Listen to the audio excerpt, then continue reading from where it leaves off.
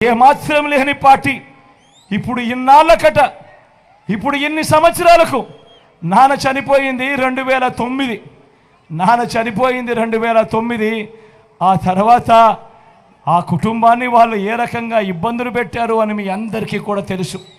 ఈరోజు ఇన్ని సంవత్సరాల తర్వాత ఈరోజు ఇప్పుడు నాన్న సమాధి దగ్గరికి వస్తారంట, ఇడుపులపాయకు వస్తారంట, నాన్న సమాధి దగ్గరికి వస్తారట, చూడడానికి వస్తారట, ఢిల్లీ నుంచి వస్తారట. ఇన్ని సంవత్సరాల తర్వాత వస్తారట, ఎన్నికల వేళ వస్తారట, ఎన్నికల కోసం వస్తారట. ఆలోచన చేయమని అడుగుతా ఉన్నా. ఆ పార్టీకి ఆంధ్రప్రదేశ్ ప్రజలు, వైఎస్ఆర్ గారి అభిమానులు ఏనాడో సమాధి కట్టారు ఆ పార్టీకి.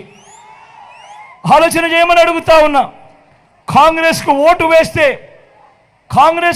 వేస్తే ప్రతి ఓటు కూడా మనంతట మనమే వైఎస్ఆర్ గారి పేరు కనపడకుండా చేసే కుట్రకు మనంతట మనమే భాగస్థులం కామానే ఒక్కసారి ఆలోచన చేయమని మిమ్మల్ని అందరినీ కూడా కోరుతా ఉన్నా.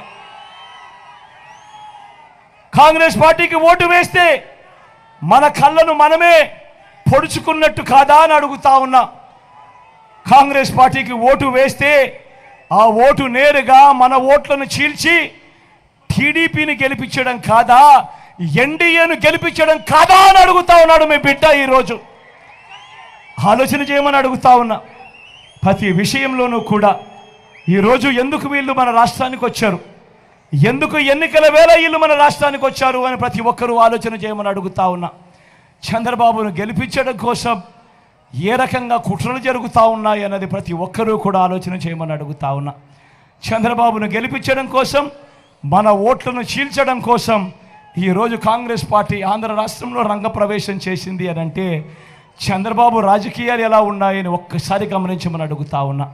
ఇదే చంద్రబాబు మనిషి రేవంత్ రెడ్డి, ఇదే రేవంత్ రెడ్డి కాంగ్రెస్ పార్టీకి సంబంధించిన ముఖ్యమంత్రి తెలంగాణ.